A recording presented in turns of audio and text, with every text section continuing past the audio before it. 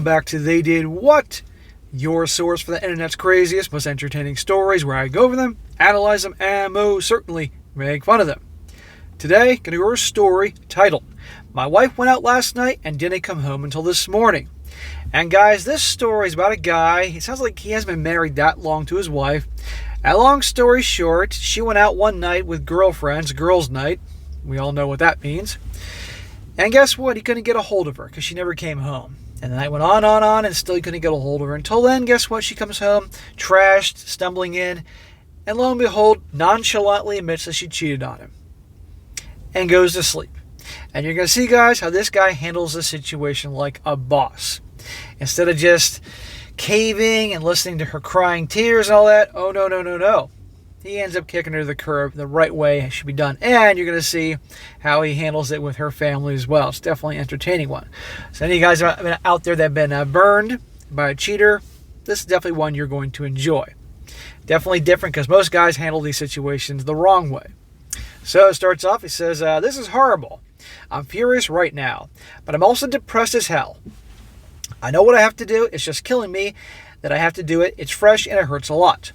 My wife didn't come home last night. She went out with a couple girlfriends, which is pretty normal for her. Red flag. She's normally back around 2 a.m. on these nights, so I waited up.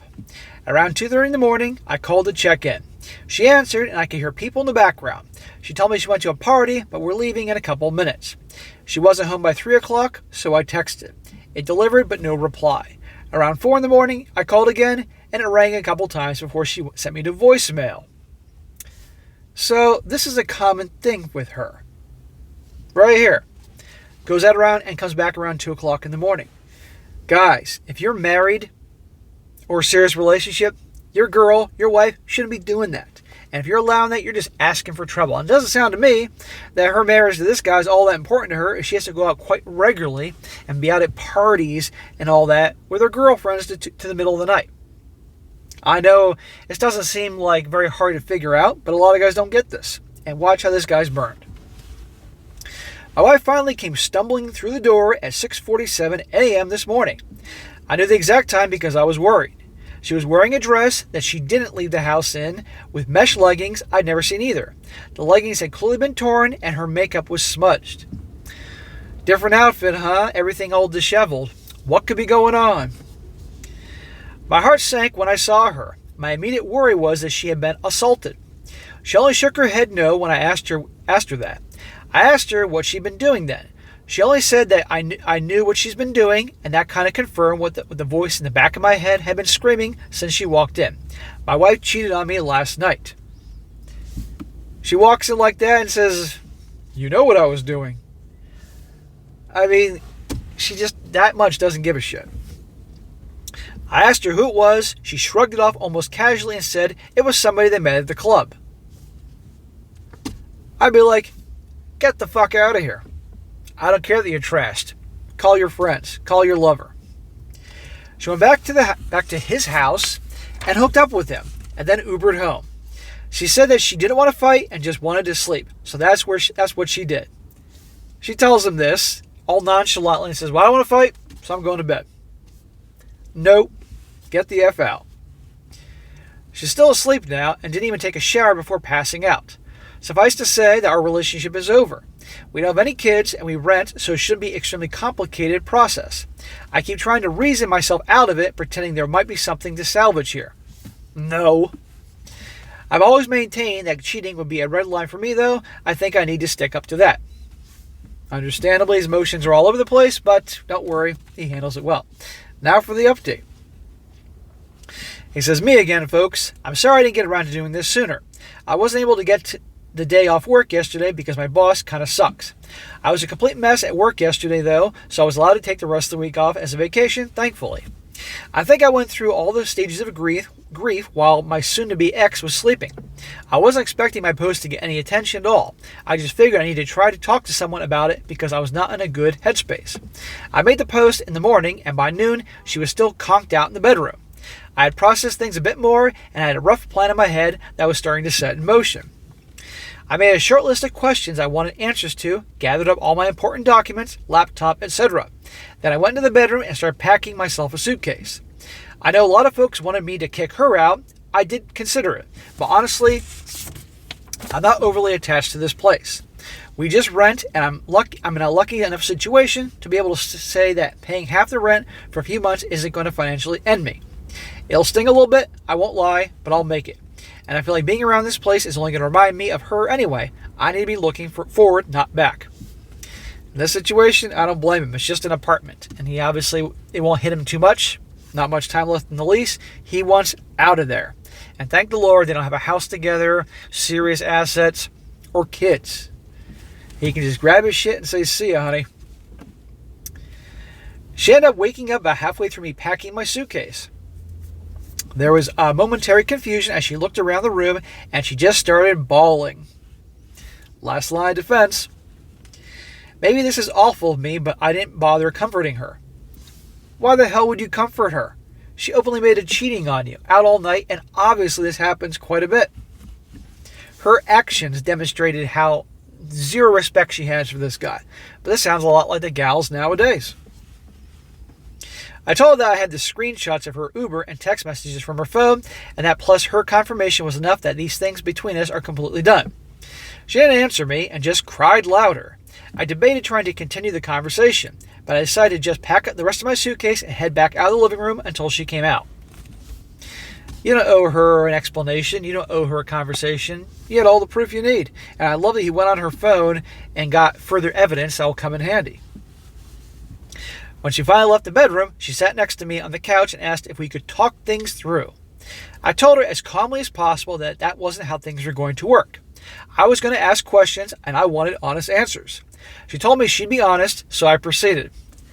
Sure, she'll tell you just enough that to match what you're asking and nothing more. My voice was shaking the entire time. It was taking me everything to hold it together, but I kept going. Now he's going to go through his questions and answers with her. First question he asked her was this the first time that she had cheated? She started crying before answering that. Shocker. And then told me no. She had cheated on me multiple times over the course of our relationship. I was, and I'm going to use her words exactly here, just sex, a way for me to let off steam. None of it meant anything. Openly admits to cheating on multiple times and said it was just sex, nothing personal, just blowing off some steam. If you need to blow off the steam, get a membership at Planet Fitness and go do a workout for 45 minutes. Don't get a workout with Chad and Tyrone and Chad and Tyrone's cousins, Julio and Ramon, or whatever they're going to be called. Good Lord. None of it meant anything.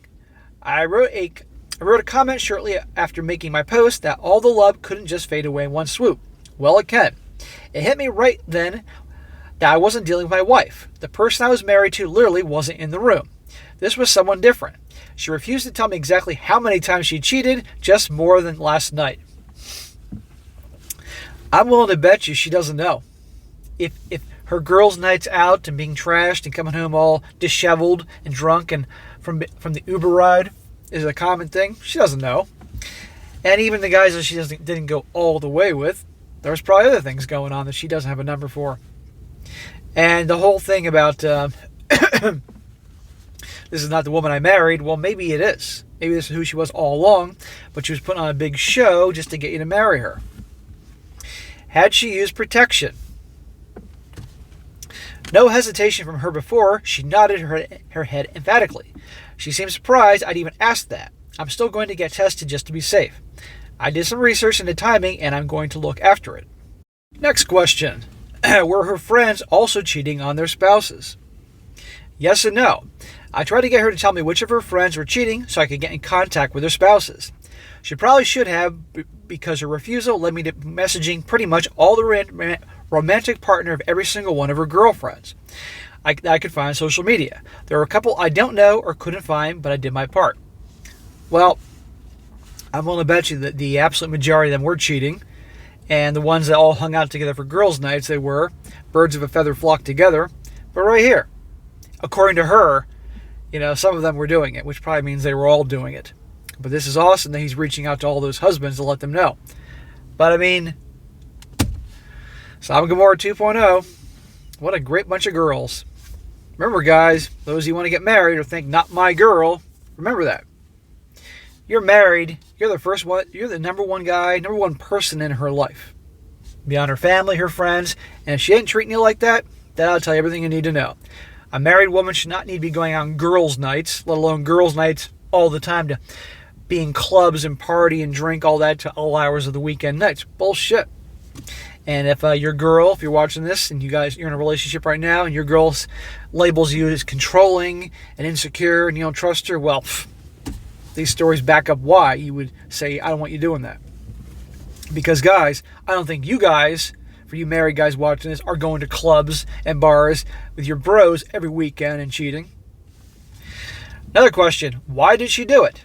This was the answer that gutted me the most. I'm going to use her exact words again. She said, and he quotes, I need to have sexual variety. I told her that it's not like our sex life is dull. She clarified, it's not the same as something new. Then why did you get married? Because she wanted that ring. She wanted to have her magical day and walk down the aisle and have a ring on her finger and show the world there's some guy that actually want to stick around with me permanently. And of course, resources and all that. But nowadays, this is the trend. Get married and then have fun. Ask for an open marriage, open relationship. And if it doesn't work out, well, the family court is on her side to give her everything she wants. I didn't even have a response to that one. I'd expected something about me working too much or not supporting her emotionally. Nope. She just effed other guys because she felt like it and wanted to have some fun. And I'm willing to bet you this dude never did anything like this with other women. When I didn't respond, she started asking me about counseling and therapy. Of course. I reiterated that our relationship was over. I'd be leaving. What she did next was disgusting to me. My ex actually tried to have you-know-what with me. She put her hands on me and started trying to take off my clothes. I felt like I wanted to vomit and pushed her away after a couple of seconds. She just kept telling me that she would figure out a way to fix it and we'd work through this together. I told her there's no way, and she started bawling again. She went to the bathroom and locked herself inside. You want to talk about desperation there? I'd be like, get the hell off me. And goes in the bathroom, bawls her eyes out like a little 4-year-old that didn't get their way. It's amazing to me. It's just there's a never-ending supply of stories like this. A lot of guys think that I'm doing the same story again and again sometimes. No, these are different stories. They're just that similar. I was just sick and tired of everything at that point. I called her mother and told her what was going on. The full story, too. The cheating, the questions I had asked, and the fact that I was leaving. I'd always had a good relationship with my ex's parents. They both decided to drive to town, which is about an hour from them. Once I knew someone was on the way, I just grabbed my things and left. Her waterworks in the bathroom were just annoying me because it felt hollow to me, especially given the answers to my questions. I ended up packing another bag before I left and took all the things that I could think of and felt sentimental attachment to with me. I love that he called her parents, and not only that, but he told them everything, every last detail. She deserves it. And honestly, they deserve to know why they're losing a son-in-law that obviously he has a good relationship with. I found a parking lot and I sat in the car until I was able to get in contact with a buddy of mine for a place to crash. I tried to take a nap, but I was running on too much adrenaline. I knew when her parents made it to the apartment because she started calling me. When I didn't answer her calls, she started texting me. She had gone from sad to crying to furious. Apparently, I'm an effing piece of crap for telling her mom everything. Whoops, I'm not sorry. Yeah, he's the bad guy here. Look at her actions, and I guarantee you, he doesn't even know the half of what was going on. I mean, he's got the Cliff Notes version, but he doesn't have the half of what was going on, what she was doing, and all her girlfriends and all. This is what she deserves. I've received roughly 100 texts from her since leaving. They range from name-calling all the way to begging me to come back, to sending me pictures of the food she ate for some reason. I haven't responded to any of them. I feel like I said my piece before leaving. Good. Your silence tells her everything that she needs to know. And not to mention your silence is making her crazy. Women want drama. They want you to engage them. They want to get your emotions going. But by you not giving them anything, by not responding, by not talking or anything like that, they don't get what they want. Makes them crazy. So that's where I am right now. We didn't have joint finances, so that part was easy. Thank the Lord. I canceled all the subscriptions that go to my credit card just to be sure, and changed all the important passwords. I'm crashing on a friend's couch for the next bit, but I've got some feelers out for some short-term rental places so I can find something more permanent. I got feelers out for a divorce attorney too. A coworker of mine had a recommendation, so bearing something better, I'll probably go with them.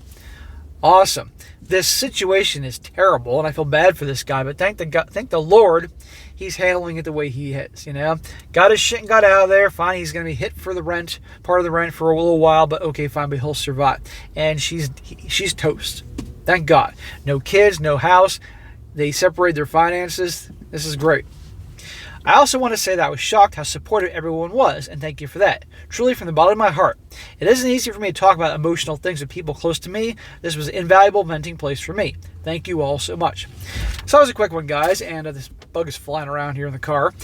But it's a quick one, but again, this guy handled this like a boss. And it's so sad how these stories are so common. Because again, like a lot of you guys think I'm doing the same story. Like as I said, didn't you do that 6 months ago? No, it's just that these stories are crazy that they're so similar. But we can all learn from them. And for you relationship guys, remember about the girls' nights. And if you're married, she shouldn't want to be going out doing partying and all that stuff with her girlfriends. I mean, you're the number one thing in her life, especially if you have little kids. But nowadays, you can't be empowered unless you're doing that, and amongst many other things. But thank the Lord this guy handled this right. That's the good thing to hear. And as a cherry on top, told her mom everything. But if this girl's good looking, they'll get divorced, and she'll probably find some other sucker, some other nice guy sucker to con into, and here we go again, because it's not like she's going to learn a lesson. But this guy at least will be free of her. So, all right, guys, that's it for today. Be sure to comment down below, let me know what you think about this, and be sure to like the video, share with your friends, and subscribe. I'll catch you next time.